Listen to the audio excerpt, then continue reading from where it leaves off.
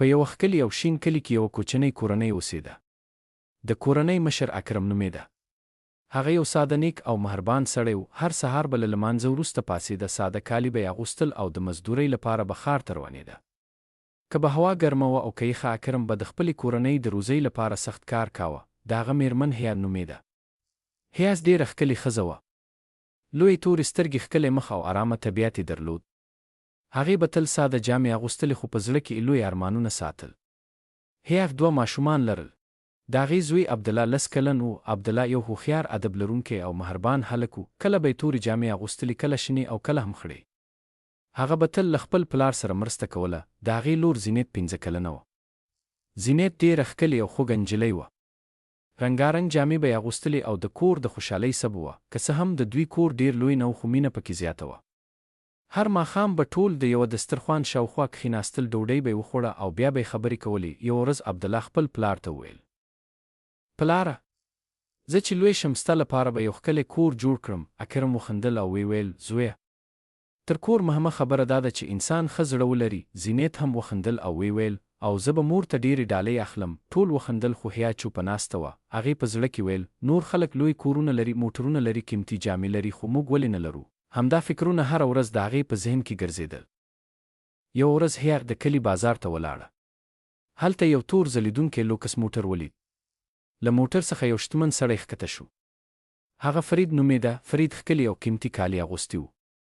ساعت یې قیمتي او خلک به یې په درناوي سلام کاوه. کله چې فرید د حیاء تر څنګ تیر شو، د هغې ښکلی پام ځان ته واړاوه. هغه ورنږدې شو او ویل: السلام علیکم. حیاء ځواب ورکړ: وعلیکم السلام. فرید موسکی شو: ته د دې کلي یې؟ هو. ستا نوم څه دی حیاء؟ فرید څو شېبې ورته وکتل او بیا یې ویل: ته ډېره ښکلې ښځه یې، خو ولې دومره خپه ښکارې؟ حیاء بې اختیاره وویل: ځکه چې زما ژوند د نورو په شان نه دی. فرید وویل: که زه ستا په ځای وای، هیڅکله به مې په غریبۍ کې ژوند نه کاوه. د فرید خبرې د حیاء په زړه ولګېدې. له هماغې ورځې وروسته فرید هر وخت له حیاء سره د شتمنۍ او هوسا ژوند خبرې کولې. هغه به ویل: زما کور ډېر لوی دی، زما موټرونه ډېر دي، زه هر څه اخیستلی شم. ورو ورو د حیاء ذهن د پیسو او شتمنۍ په فکرونو ډک شو. یوه شپه اکرم له مزدورۍ ستړی کور ته راغی. لاسونه یې له دوړو او ستړیا ډک وو. هغه ماشومانو ته میوه راوړې وه. عبدالله خوشحاله شو. زینیت د پلار غېږې ته ورټوپ کړه. خو حیاء وویل: تر کومه به په همدې غریبۍ کې ژوند کوو؟ اکرم آرام ځواب ورکړ: حلاله روزي که لږه هم وي برکت لري. حیاء په غوسه شوه: زه نور دا ژوند نه غواړم. اکرم حیران شو: حیاء، موږ خو یو بل لرو. ماشومان مو روغ دي. دا تر هر څه لوی نعمت دی. خو حیاء نور د پیسو د خوبونو تر اغېز لاندې راغلی وه.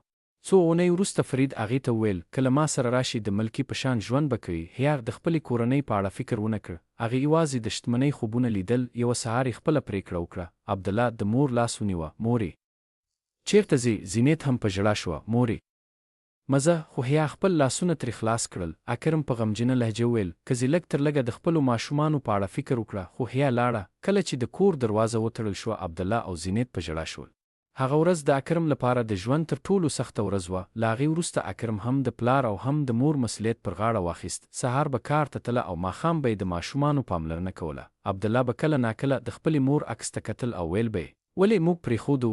اکرم به ځواب نه درلود. بل لور ته حیاء د فرید په لوی کور کې اوسېده. په پیل کې هر څه ښکلي وو: لوکس کور، قیمتي جامې، موټرونه، سفرونه. خو یوه ستونزه وه: هلته مینه نه وه. نه د عبدالله خندا وه، نه د زینیت خوږې خبرې، نه د اکرم مهرباني. فرید اکثره وخت په کاروبار بوخت و. کله به یې د ورځې حیاء ته پام هم نه کاوه. یوه ورځ حیاء ناروغه شوه. هغې تمه درلوده چې فرید به یې پوښتنه وکړي، خو هغه یوازې دومره ویل: ډاکټر ته لاړه شه.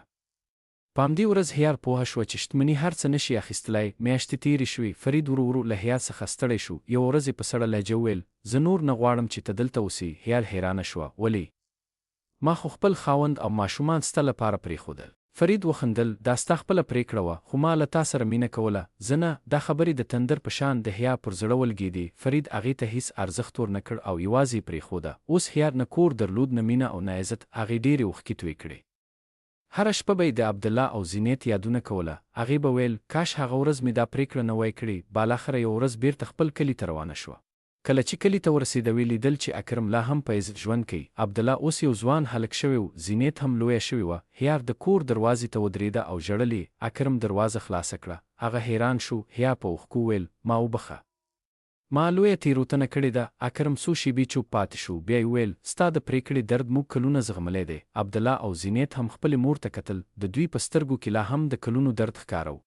حیاء پوهه شوه چې ځینې زخمونه په اسانه نه رغېږي. هغې خپل ژوند د پښیمانۍ په اوښکو تېر کړ او هر چاته به یې ویل هېڅکله د پیسو لپاره خپله کورنۍ مه قربانوئ، ځکه رښتینې مینه په بازار کې نه پلورل کېږي. اخلاق پیسې انسان ته اسانتیا ورکولی شي، خو رښتینې مینه، وفاداري او د کورنۍ خوشحالي نه شي اخیستلی. څوک چې د دنیا د مال لپاره خپل عزیزان پرېږدي، اکثره وخت یوازې پښیماني ور په برخه کېږي.